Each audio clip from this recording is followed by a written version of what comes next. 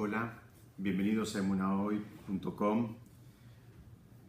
Vamos a estudiar un concepto que lo podemos aprender a partir de la Perashat Terumá y de las tres colectas distintas que se hicieron para financiar la construcción y el funcionamiento en un principio del Mishkan. Digo en un principio porque después este tipo de colectas iban a seguir vigentes en lo que fue la continuación del Mishkan. El Mishkan fue el tabernáculo desarmable y móvil que hubo durante los años de transitar el desierto. Y después, ya una vez instalados en la tierra de Israel, cuando se estableció el gran templo de Jerusalén, ahí también, digamos, funcionaban de alguna manera similar las colectas estas. Decíamos que hubieron tres colectas, había un esquema de tres colectas, que era una para hacer los zócalos, en hebreo se llaman adanim, que soportaban a los kerashim, que eran los tablones, es decir, había unos zócalos que servían de soporte, donde ahí se posaban unos tablones. Después había otra colecta para cubrir los costos operativos generales del funcionamiento del Beit HaMikdash, como la compra de animales. Se utilizaban animales para hacer las ofrendas, entonces había que comprarlos. Se utilizaban harinas y vegetales también para que acompañaban las ofrendas, y también vino. Había ofrendas que iban acompañadas de una libación de vino. Entonces, bueno, todo eso había que comprarlo y había una colecta específica como para financiar esas compras. Y por último, había una colecta general que servía para comprar las cosas y tener los fondos necesarios para el mantenimiento de toda la estructura. Entonces, insisto, tres colectas. Había tres colectas para el financiamiento del tabernáculo. El tabernáculo, dijimos, es el antecesor del templo que funcionó durante los 40 años del desierto. Entonces había una para financiar la compra de los zócalos o la construcción de los zócalos, que iban a aportar unos tablones. Era una estructura móvil que se desarmaba, entonces tenía unos zócalos que era lo que sostenía a lo que iban a hacer como una suerte de paredes. Por otro lado, había para cubrir gastos operativos, compra de animales, harinas, en fin, vinos. Y por último, una colecta más general para el financiamiento de toda la estructura. Entonces, preguntan los comentaristas, ¿por qué hizo falta hacer una colecta específica para financiar los zócalos? Si en definitiva los zócalos son parte de la estructura, y si ya tenés una colecta que va a financiar los gastos de estructura del funcionamiento del tabernáculo, ¿por qué había que hacer una colecta específica para únicamente financiar los zócalos? Y de ahí es donde nos vamos a apoyar como para estudiar en el día de hoy. Explican que en realidad a los ojos de la gente, a nadie le interesaba mucho financiar lo que se llaman los zócalos, sino financiar las bases. ¿Por qué? Porque era mucho más interesante financiar los tablones, los kerashim, que estaban recubiertos de plata. Es decir, era algo que aparentemente era más atractivo que financiar unos zócalos simplemente. Explican que algo muy interesante, dicen que un edificio es tan fuerte como lo son sus cimientos. Es decir, que el nivel de fortaleza de un edificio nos va a determinar el nivel de fortaleza de un edificio. Vamos de vuelta. Que el nivel de fortaleza de unos cimientos nos van a determinar el nivel de fortaleza de un edificio. Este principio que lo vemos en el mundo físico es un principio que también funciona en el mundo espiritual. Es decir, el nivel de pureza de los sentimientos con el que se hicieron los cimientos espirituales de una persona también van a tener un impacto en la elevación que esa persona va a poder alcanzar.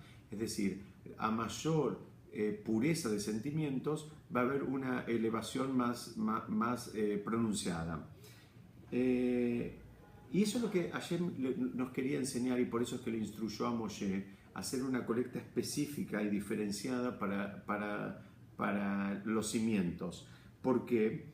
Porque nos estaba queriendo enseñar la importancia de las intenciones, la importancia de vuelta de la nobleza de las intenciones en el momento en que estamos tratando de hacer una construcción espiritual. Es decir, no vean esto únicamente como una construcción edilicia, sino cuando uno construye una persona, se aplican las mismas reglas. De acuerdo a la pureza que hay en las intenciones en el momento de los cimientos, eso va a tener un impacto en toda la vida de la persona. O sea, no es un aprendizaje, o mejor dicho, es un aprendizaje de ida y vuelta que nos sirve tanto en el mundo espiritual como en el mundo material.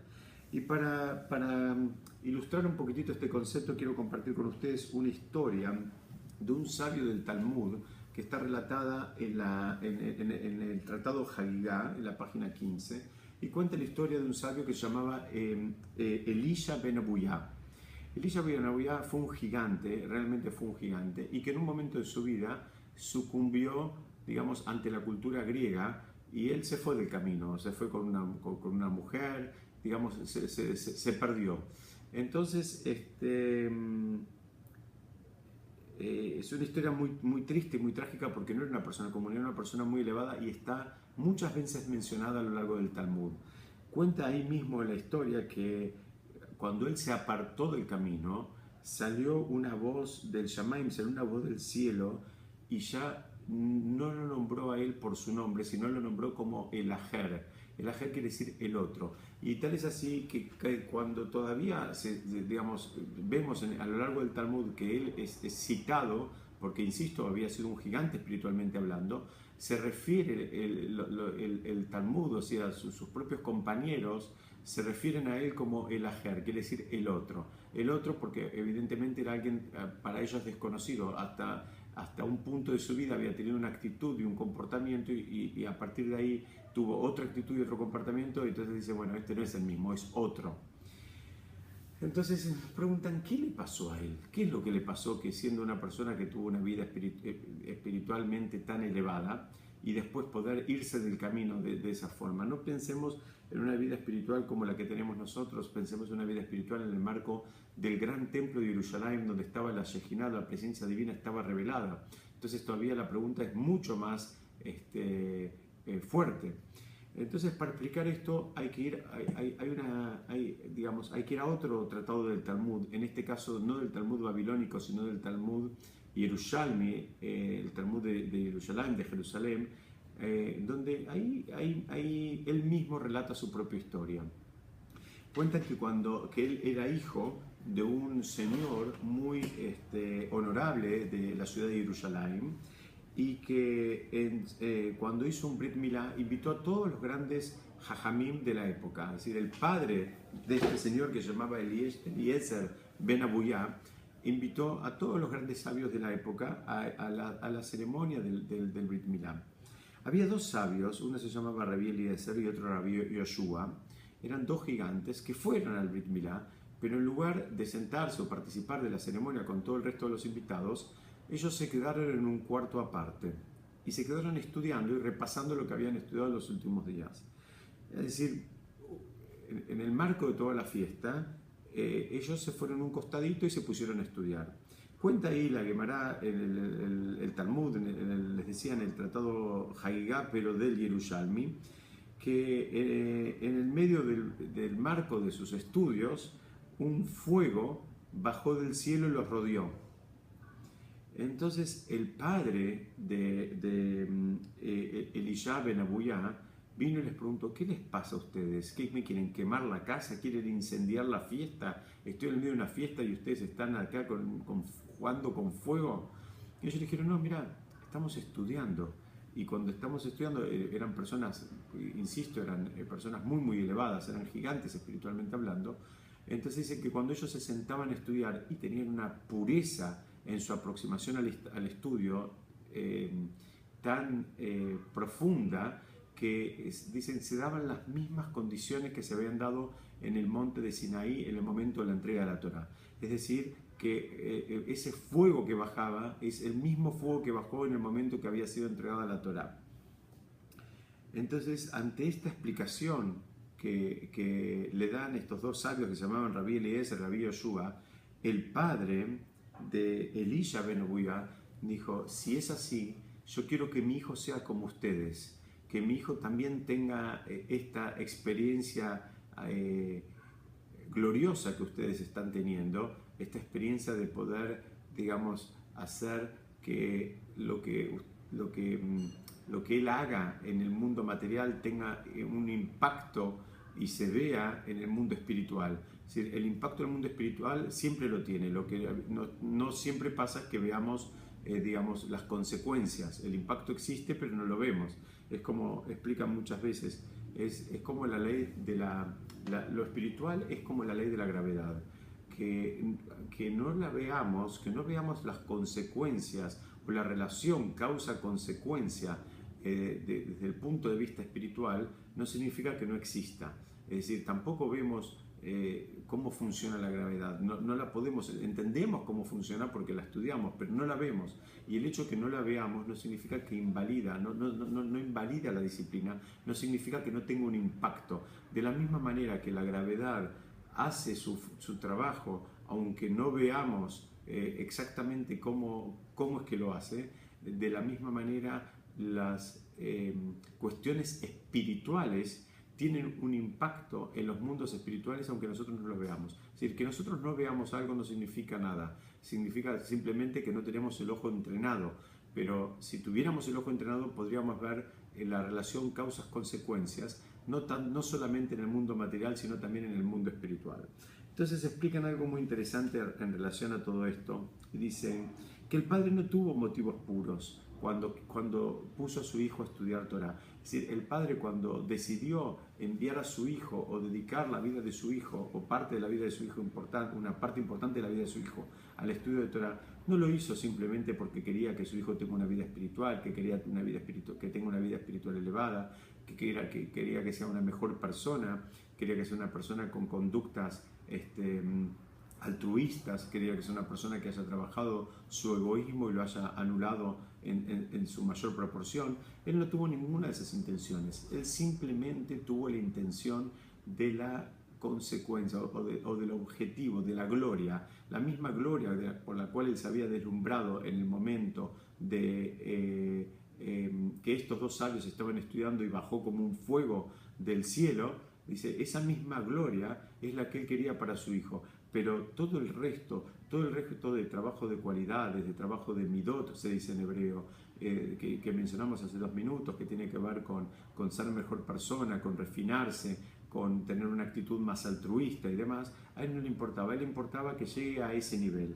Entonces explican que ese fue el problema de este gran sabio, que llegó a ser un gran sabio, pero no arrancó con las intenciones adecuadas. Entonces eso es lo que nos viene a enseñar la Torá, y por lo tanto Hashem le dice a Moshe que instruya al pueblo, que hagan una donación especial para los zócalos. ¿Qué significa el concepto de los zócalos? El concepto de los zócalos significa los cimientos, que los cimientos tengan un nivel de pureza, que uno le preste atención a los cimientos y que le dedique un tiempo y un espacio específico a construir cimientos fuertes, a construir cimientos sólidos, porque eso es de la misma manera que determinan la altura que puede alcanzar un edificio en el mundo material, también van a determinar en el caso de una vida espiritual, cuando estamos hablando, como dijimos hace un ratito, de construir una persona, la fortaleza y la pureza de los sentimientos, la forma en que uno se aproxima a una sabiduría,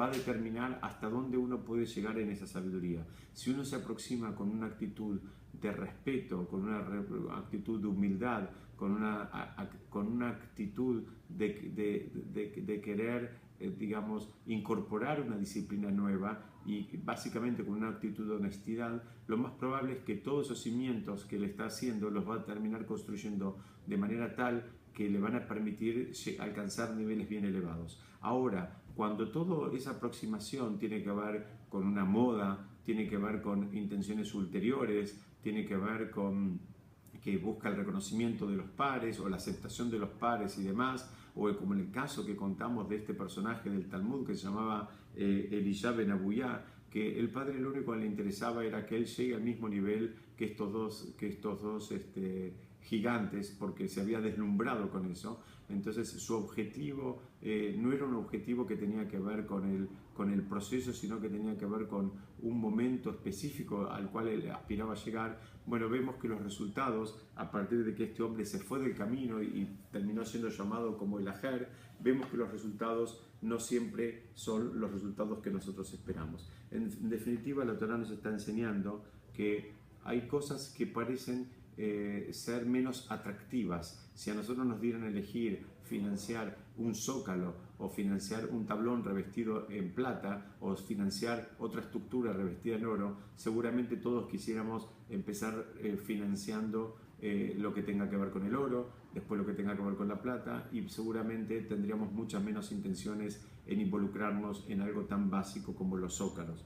La Torá te viene a enseñar que en realidad, de la misma manera que el zócalo es importante como para que la estructura se mantenga en pie, los zócalos de la formación de la persona también son importantes como que para que la persona pueda tener una vida espiritualmente elevada y una vida espiritualmente en armonía, sin tener estos sobresaltos de estos personajes que nos trae el Talmud, donde llegaron en un momento a niveles muy elevados y al mismo tiempo después fueron capaces de irse del camino también de manera muy pronunciada. Besat Hashem, seguimos estudiando en otro momento. Muchas gracias.